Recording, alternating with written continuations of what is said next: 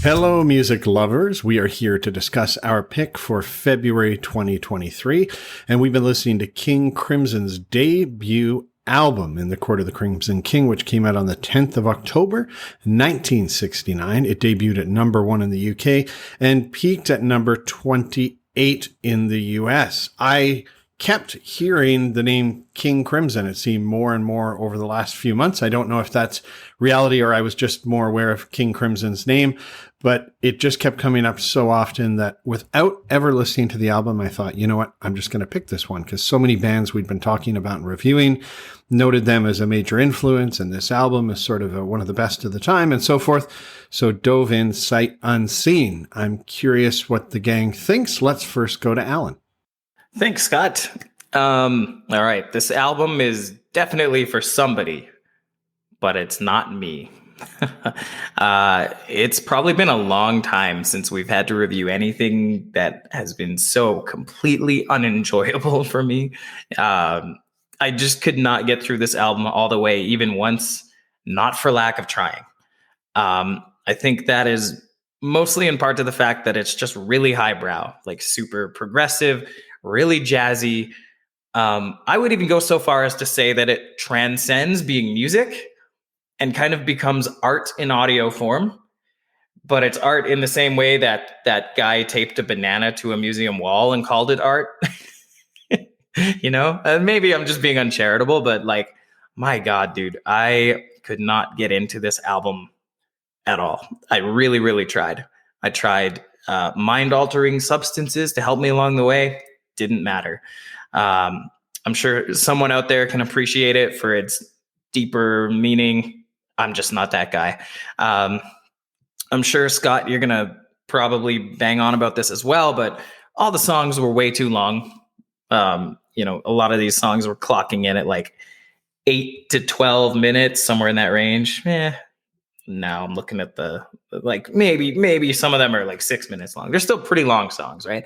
A lot of them lacked any sort of hook or discernible song structure. You know, like, it's tough for me to really find anything redeeming to say about this. You know, if I had to pick a favorite song, it would be the titular track, The Court of the Crimson King. Why? Because it's basically the only track on the album that even kind of remotely resembles music, as you or I might recognize it. It had a hook. It had a story. It even had some nice vocals and some nice instrumentation. Like, overall, a decent tune that you could listen to.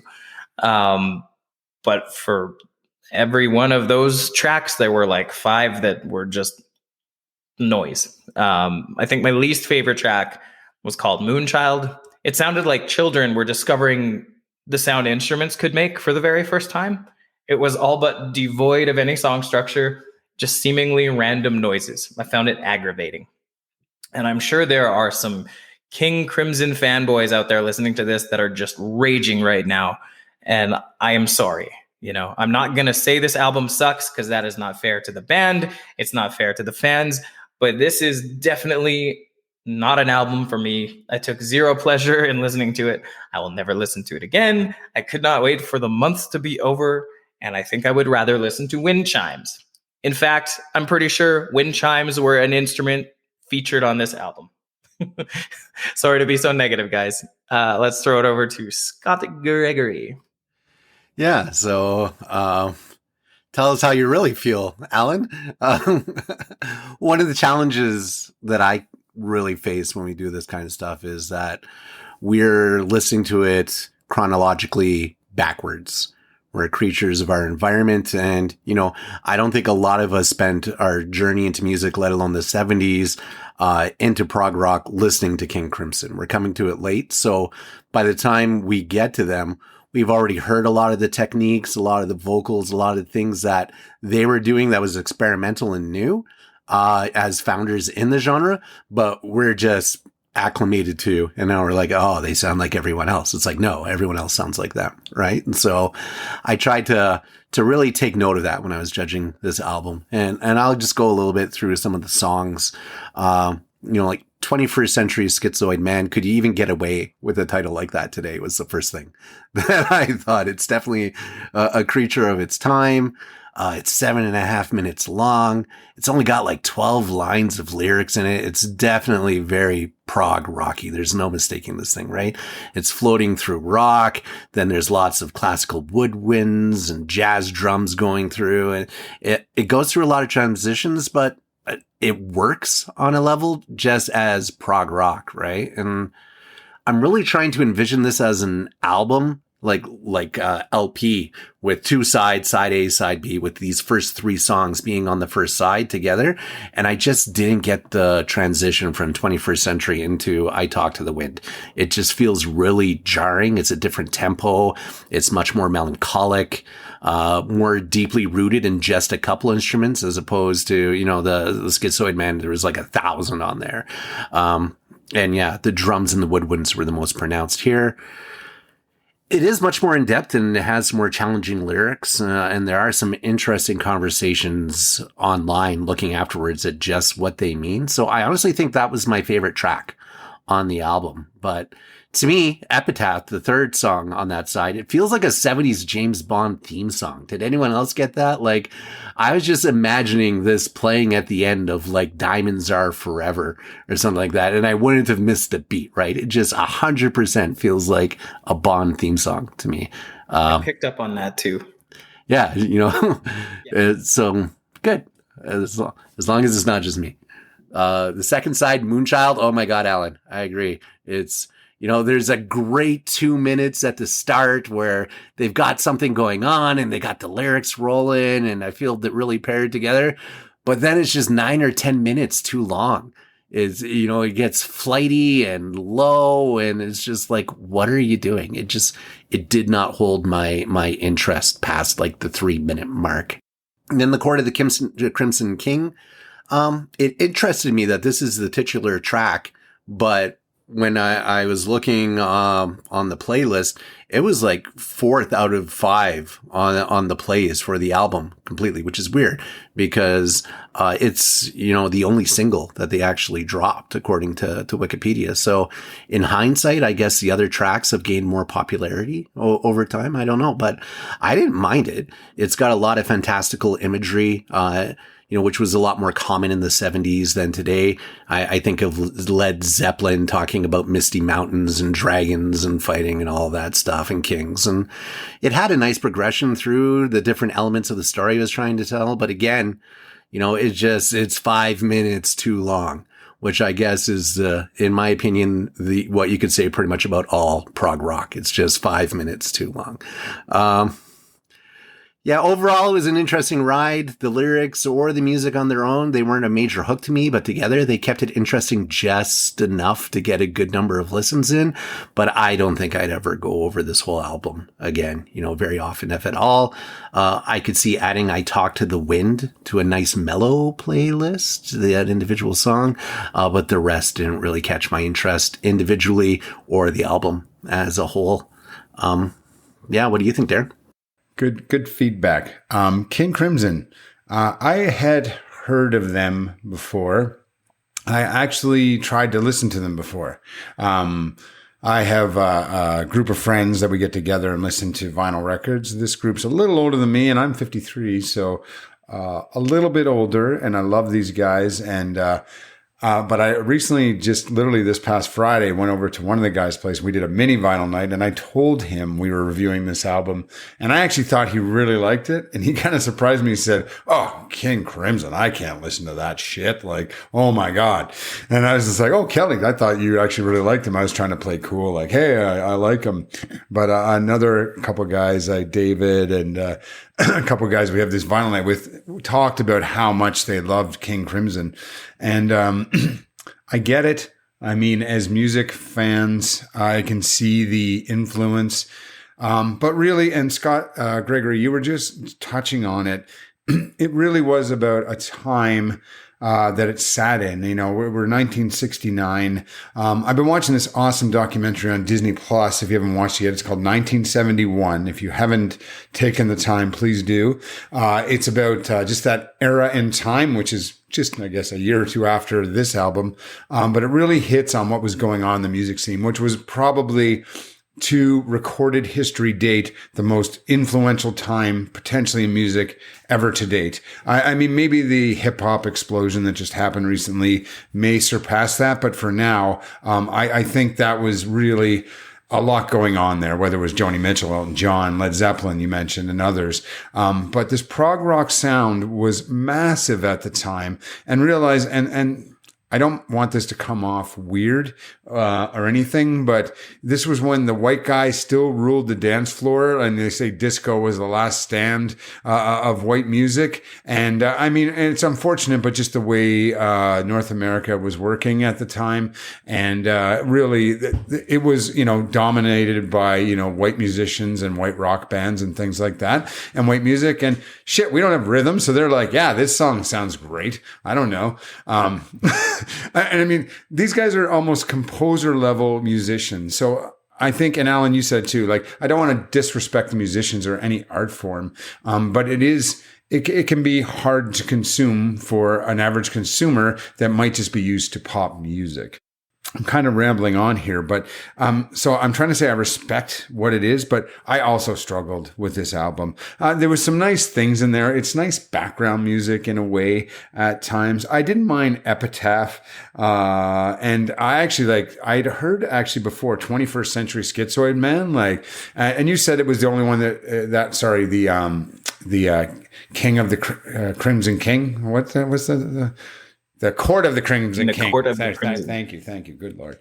But, and I like that song too a little bit, but, 21st Century Schizoid Mind does have a little bit of a catch to it. And I had heard that song, and you probably would hear that riff and get it.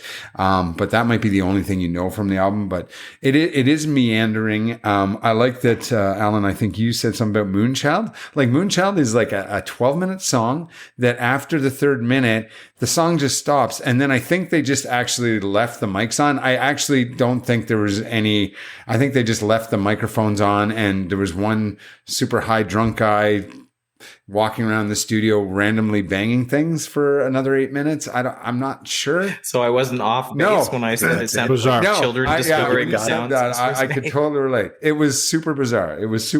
And I mean, being high helps, hey, I'm a recreational cannabis user. I tried it through this album, and it's still I'm like, okay, after the second or third minute, I've heard enough, wind chimes or whatever they were doing. And it got a bit weird. And one thing too, can't always get this in vinyl. I like my vinyl, but there was an extended version, but really it's only 5 songs or something, the whole album, 5 or 6 songs. So it's 6. Thanks, Scott Gregory. But yeah, it's meaty. You have to like prog rock to get into this. Okay. I figure, you know what? I think now, I've probably talked a bit too much. So Scott Coates, we've all kind of went, let's. Yeah. I'm glad to hear your opinions on it. And I figured Scott Gregory would be the most balanced with a broad, high view perspective, but I'm with all of you on this one. And I kind of apologize because I felt like, man, I must be picking something that's going to be pretty darn enjoyable and interesting just by how many bands I'd read that are influenced and cite this as one of the great albums and so forth. But, yeah, I'll start by saying, you mentioned the number of songs on this, Darren, and something that's been driving me crazy lately are these deluxe versions that you can only seem to get online. So I use, Apple Music, and it's all you can get to pull up is the deluxe version that has double the number of songs and stuff. It's I just want the original version, maybe remastered, but that's just a separate little gripe. I really liked your comments, Scott Gregory, to consider the time it came out and what was going on in the time. And that is something that's very difficult to fully realize. And Alan, I liked how you said, it's kind of audio art. I don't know if you put it exactly that way, but I think it's good. The first song, 21st Century, I liked sort of the sounds and the filters and the distortions in the vocals. It was a really interesting blend between jazz and almost hard rock. And when I heard this, I was like, oh, okay, well, this is kind of cool. This is different. I haven't really heard anything like this. So I thought, this is going to be good. And then I talked to the Wind Starts, and I really thought I'd maybe skipped to another album or something. And I picked up my phone and I looked at it and I'm like, oh no, okay, this is the same band. There's flute. I like flute, but at this point, after the previous song that was kind of a little hard with guitars, I was like, where is this album going? Right. And well, let's get to the third song and it'll become clear. And Epitaph, I mean, I think this is the one you mentioned, Scott Gregory, is this sounded like a movie soundtrack to the credits. I imagine someone, walking down the beach or out of the scene.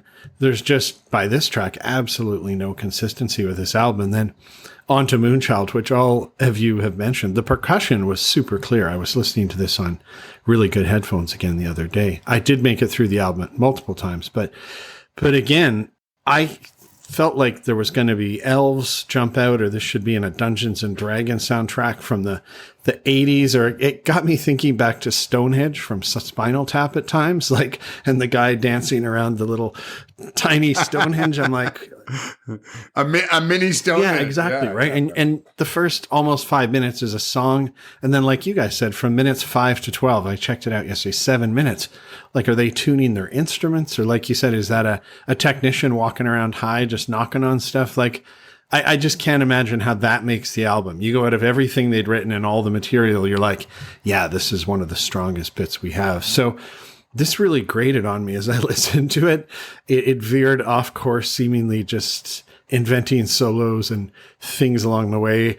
Again, I got the song Puff the Magic Dragon stuck in my head at one point and sort of, for some reason, saw it, maybe being part of an animated version of that. I can kind of hear where maybe, some Chicago or Emerson, Lake and Palmer and some of that are along the way. But yeah, I kind of apologize, guys. Like, I get some value out of most albums, but like you, I'm never going back to listen to this one. And people commented on Facebook when we posted this, like, oh, one of the great albums or one of my favorites of the era and this and that. And yeah, I completely failed to get it. So let's go through on the scores and throw it back to Scott Gregory. I had Influence at 3. That's more me just acknowledging the impact that they had going into the 70s and hearing some of the, the influence that they had going on. Individually, I'm just not really a prog rock guy, especially if they really lean into the jazz side of things. So that is a very generous 3. I'll just put it that way. As a recommendation, I'm generous again. You should listen to it at least once. So I recommend at a 3 as well, too. But I don't think, unless you're an actual prog rock fan, that you're going to get a lot of longevity out of this album in your rotation. So overall, I'll give it a 3 as a moment in time and something you should experience as part of your musical education. But mileage may vary heavily. Thanks. Okay, Alan, how about you? Before I get into my scores, I just want to mention something, because I think the three of you have kind of mentioned the same thing, that I Talk to the Wind sounds sonically different than the other tracks. A cursory search on their Wikipedia page suggests that song was actually written for the band that preceded what became King Crimson, and they included it on the track to kind of show off their softer side. So that's why sonically it sounds like a complete departure. So over to the scores. Again, I'm not going to say that this album sucks, because that would not be fair to King Crimson or their fans. And I'm sure not making any fans here today, but I have to rate this the way, subjectively, the way I feel. And so overall, I'm giving it a 1 out of 5. I did not enjoy listening to this whatsoever. Not for lack of trying. I'm also going to rank this a 1 out of 5 as far as recommending it to anyone, because I just can't see how, unless you're really, really into that experimental proggy stuff, you're going to get a whole lot of value out of this. And I will be charitable and give it a 2 out of 5 for Influence, only because somewhere along the way, someone was influenced by this album and went on to make music that I probably enjoy. I think one of the guys from The Who had something good to say about it. Pete Townsend. He was quoted as calling this album an uncanny masterpiece. I'm a big fan of The Who. So Pete Townsend bumped it up from a 1 to a 2 out of 5 for me as far as influence goes. And I want to also say, Scott Gregory, I really appreciate what you had to say about it. In terms of like the lens we're looking at, maybe if I was, bushy-tailed and bright-eyed in 1968 or whenever this came out, and I heard this for the first time, my feelings might be different. So, who knows, like maybe the music that I've grown to love owes this album and King Crimson a debt of gratitude that I am unaware of. This could have been your Nickelback in 1969, where you loved it and everyone else hated it. I will listen to Nickelback all day long over this. I will listen to wind chimes over this. So there's that. And I really do like the album cover. I think that's pretty cool. So ending on a positive. Darren. Yeah, I mean, and quickly too, just to, add, because we kind of skipped over it, but I mean, the founding members, and actually it's the only time on this debut album that the founding members all played together, and after it, the band kind of lost 2 key members and changed a bit, but it was Robert Fripp, Michael Giles, Greg Lake, Ian McDonald, and the lyricist Peter Sinfield, who were the members of the band. And yeah, and Scott Gregory even said something about jazz, and you don't like jazz, but I just want to say I actually really love jazz, and I still struggle. And I get that this is on the jazz side, but and again, to come back, I don't know, is too like white jazz. I don't know if I like white jazz. Maybe that's my problem. And hey, I get it, push the boundaries, and at the time, it had a big impact at that time, and let's appreciate it for that. But we're about, does it age well? And I think what the consensus is here is that this album potentially, unless you're really into that style of music, probably doesn't age well that much. Again, I tried it with cannabis. I just there's some good edibles, hazy camper edibles here in Canada, or try a bottle of Canada's best London dry gin, new craft spirits, the new normal London dry gin, to all our listeners. But if you're in Alberta, you can buy it. But yeah, that is my distillery I'm starting, and it did just win that award. So that's helping. I'm having that right now.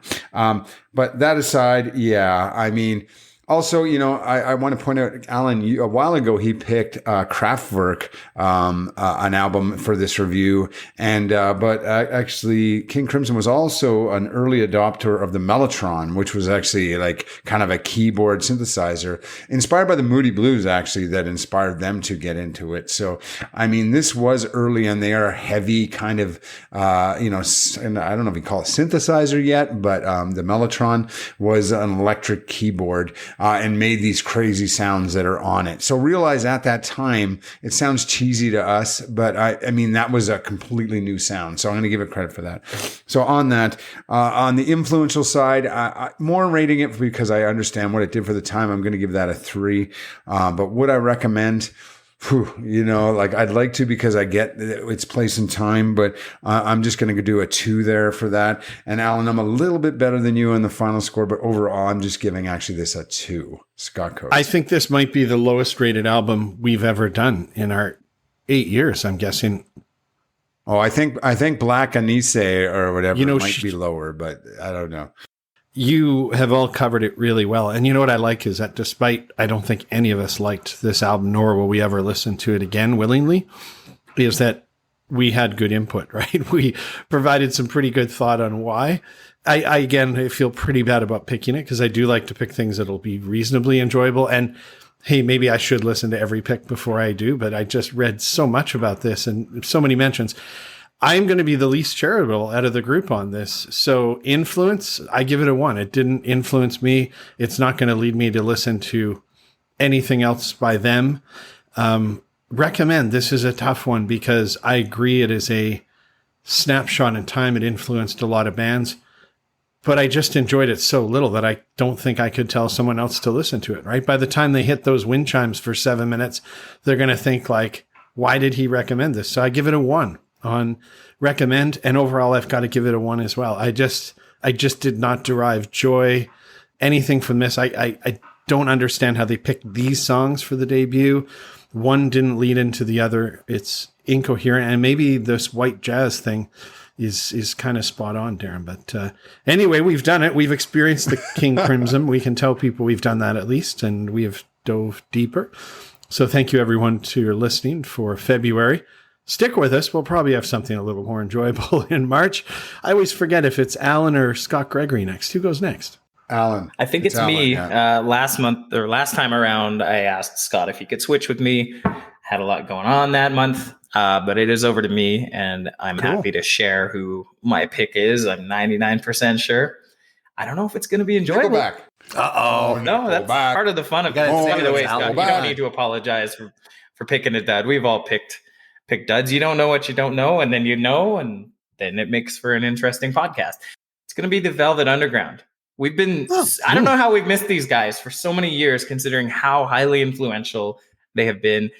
We did kind of touch on them during one of our episodes a few months back, but we've never had a deep dive into any of their albums. So I'm still trying to figure out which album I want to pick, but it's going to probably be the Velvet Underground. Yeah. Okay, I everyone. think Thanks that's for the the one that review, I'm gentlemen. going for. Thanks for getting together. Thank you for listening. Check on the website to hear the full why and the what behind the pick for March 2023, and enjoy the music.